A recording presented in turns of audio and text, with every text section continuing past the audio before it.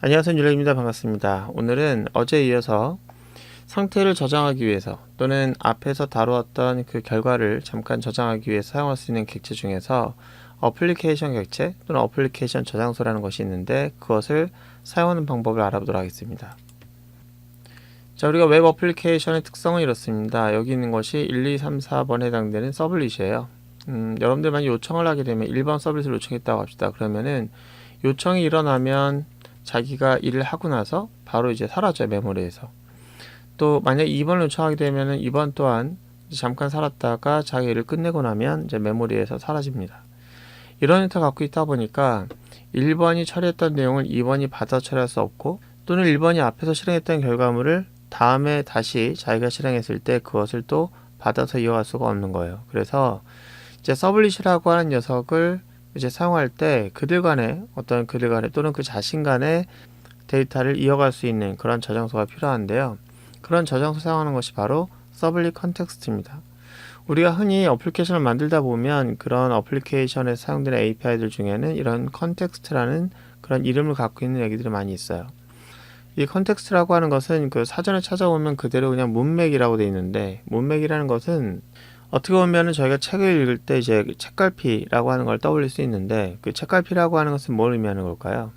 책을 이어갈 수 있도록 하는 하나의 상태값을 표시하는 역할을 하잖아요. 저희가 책을 읽을 때 그것을 다음에 다시 읽게 되면 그것을 이어갈 수 있도록 해주는 역할자. 이 컨텍스트 앞에 서블릿이라고 하는 거 붙었다는 얘기는 뭐냐면, 서블릿들이 서로 간에 어떤 문맥을 이어갈 수 있도록 하는 저장소로 사용될 수 있는 공간이다 라고 하는 것이고요. 다른 말로 보면 이런 거죠. 이 A라는 서블릿이 이제 만들어진 결과물을 저장하면 B라는 서블릿이 그 결과물을 이어서 새로운 결과물을 만들어낼 수 있도록 하는 그런 상태 저장 공간, 이렇게 보시면 되겠습니다.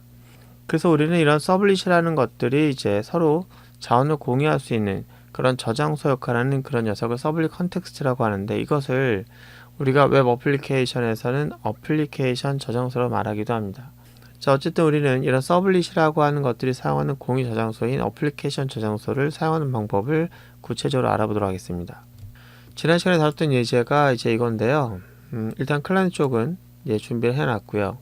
이쪽에서 준비할 건 뭐냐면, 서버 쪽에서 사용자 전달한 값이 있을 텐데 그 값을 우리는 저장할 수 있느냐 라고 하는 거고요. 다음 요청에서 그 값을 꺼내 볼 수 있느냐, 이제 이런 것이 우리가 알아볼 내용이죠. 그래서 이걸 좀 열어놓고, 사용자 전달하는 값은 하나만 전달합니다.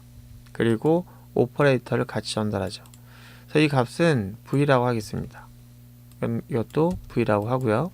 자, 그러면은 이제 밑에서도 마찬가지로 저희가 불필요한 것들은 지우도록 하겠습니다. 이것도 지우고요. 자, 기본값이 지금 필요할까도 생각해 볼 필요가 있어요. 그 전달하는 내용이 값이 없다. 그럴 경우 어떻게 할 것이냐, 기본값으로 받아야 할 것이냐, 이런 건데요. 일단 사용자가 값을 입력하지 않고 이것만 누른 일이 있을 것인가 라는 건데요. 이제 그럴 경우에 값을 입력하지 않았다 라고 하면은 그냥 0으로 처리하도록 하겠습니다. 자, 이렇게 해서 일단 값은 이렇게 받는 걸로 하고, 그럼 이 값을 저장을 해야 돼요.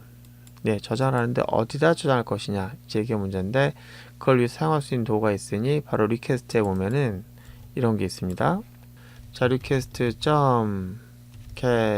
sublit context라고 하는 게 있어요.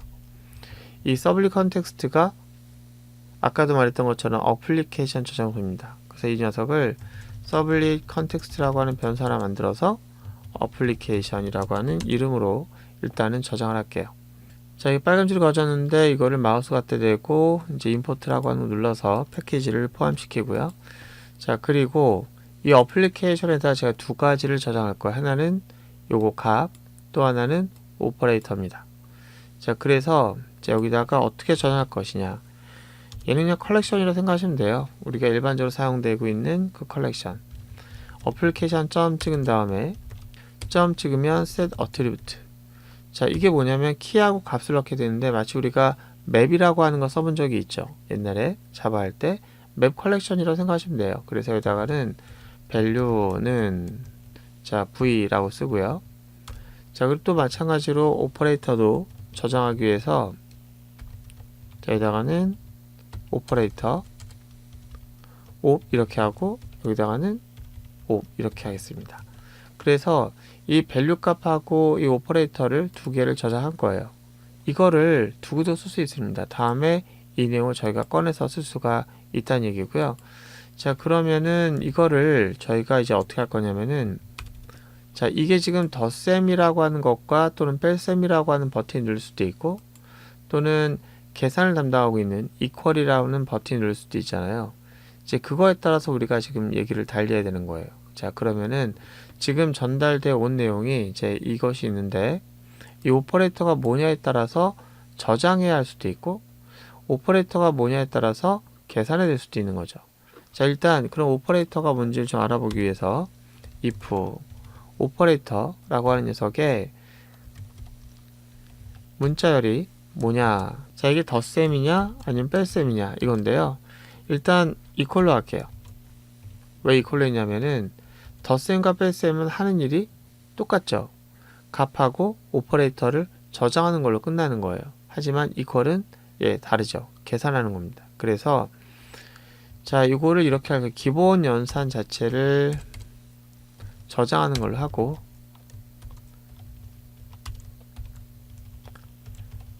덧셈 뺄셈에 대해서는 저장하는 걸로 하고, 자, 그 다음에 이제 이퀄이 오면은 계산하는 걸로 이렇게 하겠습니다. 어때요?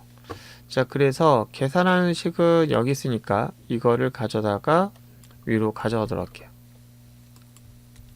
자, 됐어요. 자, 이렇게 하고, 그렇다면은 이제 여기서는 이건 계산하는 거, 요거는 계산, 이거는 값을 계산이 아니라 이제 값을 저장. 자, 이렇게 하고 나서 보면은 이쪽에서는 값을 읽어야 돼요. 하나는 앞에서 저장했던 내용이고, 하나는 지금 가져온 내용입니다. 그래서 두 가지를 읽어야 되는 거예요. 자, 그럼 이렇게 할까요? 여기는 이렇게 생각하면 돼요. 자, 여기는 이제 두 개 값이 있다고 하면은 x라는 값은 앞에서 저장했던 값입니다. 그래서 어플리케이션 저장소에 담겨져 있는 내용을 꺼내서 그걸 x라고 하고, 그 다음에 또 y가 있어요. y는 지금 사용자가 전달한 그 밸류 값이 y가 된다고 보시면 되겠습니다. 그래서 그 밸류 값과 앞에서 저장했던 값을 꺼내서 덧셈을 할 건지 뺄셈을 할 건지, 그거는 현재 equal이라고 한 녀석 말고 오퍼레이터, 그러니까 사용자가 이제 저장했던, 앞에서 저장했던 그 오퍼레이터 값을 꺼내서 확인해야 되는 거예요. 그러니까 일단 여기다가는 또 뭐가 필요하냐면은 string op이라고 하는 게 필요한데, 자, 이게 이거가 될지 이거가 될지 모르는 거예요. 자, 그런데 그 값이 플러스면은 이제 덧셈을, 그렇지 않으면 뺄셈이니까 이렇게 하도록 할 겁니다. 자, 이것을 읽어야 되는 거예요. 어디서? 어플리케이션 저장소에서. 자, 그 녀석을 여기다가 지역화 시켰는데, 이제 그러지 말고 여기서 두고두고 쓸 것 같으니까 위에다 빼겠습니다. 자, 이거를 맨 위에다가 하나 준비해 놓고, 자, 됐어요. 자, 이렇게 하고 어플리케이션 저장소에 아까는 값을 이렇게 담는 작업을 봤는데, 그렇다고 우리는 값을 담는 게 아니라 꺼내는 작업도 해야 되는 거잖아요. 자, 그럼 어플리케이션 값을 꺼내는 거 어떻게 하느냐? 어플리케이션 get attribute 해가지고 여기에 담을 때 사용했던 키워드가 있죠? 요걸 그대로 사용하는 거예요. 그래서 이렇게 하는 거죠. 자, 이게 빨간 줄이 거지는데요. 이 부분은 얘가 오브젝트로 그 값을 반환하기 때문에 그런데요. 그럼 간단하게 이렇게 해결할 수 있죠. integer라고 하는 래퍼 클래스로 해결할 수가 있습니다. 자, 그리고 오퍼레이터는 마찬가지로 얘가 가지고 있는 값이죠. 이거를 복사해서 여기다가 붙여넣기 합니다. 그리고 얘는 op이라고 하는 키워드로 저장했기 때문에 이 op이라고 하는 키워드를 꺼내는 거예요. 자, 이렇게 간단하게 변화를 했는데 여기 빨간 줄이 오히려 여기서는 안 사라졌네요. 그거는 이 밖에 있는 녀석의 지역 변수와 이 안에 있는 지역 변수가 두 개가 충돌했기 때문에 그런데, 이거를 오퍼레이터로 풀네임을 쓸게요. 오퍼레이터. 자, 그리고 이거를 여기다 이용해서 오퍼레이터. 자, 그러면은 이제 거의 얼추 준비가 됐습니다. 저희는 오퍼레이터도 준비했고, 그 다음에 x과 y 값도 준비했고, 이제 그래서 계산하는 식만 확인해 주면 되는 거예요. 자, 됐습니다. 자, 그럼 다시 한번 볼까요? 자, 사용자가 이것을 실행할 때 어떤 순서로 실행하는지 좀 보도록 할게요. 자, 여기서 값을 입력합니다. 이제 이걸 누를 거예요. 그러면은 이쪽에 전달되겠죠. 근데 그 오퍼레이터가 이퀄이 아닌 거예요. 그건 뭐죠? 예, 덧셈 또는 뺄셈인 거예요. 그러면은 저장을 하는 거예요. 그냥 저장만 하고 그 다음에 보시면은 요 결과값을 출력하는데, 자, 요거는 여기 있으면 안 되겠죠. 요거는 계산을 하는 그런 곳에 가야 되겠죠. 여기서 계산한 다음에 여기서 출력하는 걸로. 자, 그럼 저장만 하는 거예요. 저장하면은 화면은 어떻게 될까요? 예, 출력하는 게 전혀 없죠. 그러면은 사용자 화면에서는 하얗게 질려 있을 거예요. 자, 다시 얘기합니다. 자, 사용자는 3하고 이제 덧셈을 눌러요. 그러면은 이제 전달되겠죠. 그럼 오퍼레이터는 어떻게 돼요? 예, 덧셈이 전달되겠죠. 덧셈이면은 이 조건에 걸리지 않기 때문에 저장만 하는 거예요. 그리고 화면은 하얗게 질려 있을 겁니다. 저는 뒤로 가기 버튼 누르면은 다시 이 화면 나오겠죠. 거기서 또 4를 눌러서 이번엔 이퀄을 누를 거예요. 그러면은 이퀄이 전달되겠죠. 그럼 어떻게 돼요? 계산되겠죠. 계산돼서 이 결과가 출력되겠죠. 이 결과 출력된다는 것은 뭐냐면 바로 앞에서 저장했던 어플리케이션에 있는 값을 꺼내서 연산한 것이기 때문에 이게 저장소를 활용할 수 있다라고 하는 것이 이제 확인이 된 거죠. 자, 그걸 한번 우리가 시연해 보도록 하겠습니다. 자, 이쪽에 와서 다시 한번 컨트롤 F10을 눌러서 실행하도록 할게요. 왜냐면은 서버 코드가 바뀌었으니까. 자, 그러면 실행한 다음에 저기다가 제가 3을 입력을 하고요. 덧셈 누를 겁니다. 결과는 화면이 하얗게 질려있는 상태. 자, 하얗게 질려있죠. 자, 그때 저는 뒤로 갈 거예요. 자, 어플리케이션 저장소에 저장이 되어 있을까요? 예, 있을 거라 믿고요. 이번에는 4를 넣을 거예요. 자, 그리고 얘를 누를 거예요. 그럼 어떻게 되죠? 아까 저장소에 저장되어 있는 3이라는 값과 그 다음에 오퍼레이터가 덧셈일지 뺄셈일지 모르겠지만 그걸 꺼내서, 예, 물론 덧셈이겠죠? 꺼내서 덧셈을 할 거예요. 그럼 7이 나가겠죠. 자, 한번 눌러볼게요. 하나, 둘, 셋. 와, 7. 와, 3이 저장돼 있었던 거예요. 분명히. 그죠? 그러네요. 그죠? 와, 3이 저장돼 있었던 거예요. 다시 한번 해볼까요? 뒤로 가서 이번에는 자, 2라고 하는 것을 눌러서 뺄셈 할 겁니다. 자, 하얗게 질렀어요. 자, 어플리케이션 저장소 들어갔고요. 자, 이번에는 1이라고 하는 걸 눌러서 이제 뺄셈이 되겠죠. 그럼 2 빼기 1이니까 1이 될 거예요. 와, 됐네요. 그죠? 뺄셈도 되고 덧셈도 됩니다. 약간 아쉬운 거는 이게 왜 하얗게 질려있는 상태에서 뭐 다른 조치를 안 했는지 모르겠는데, 그거는 우리가 다음에 하나씩 알아보도록 하고요. 일단 오늘은 로직상 그래요. 여기서 전달하면은 저장만 합니다. 그리고 다시 들어가서 다시 값을 보내면은 이 녀석이 계산 결과를 해서 여기에 이제 결과를 출력하는 거죠.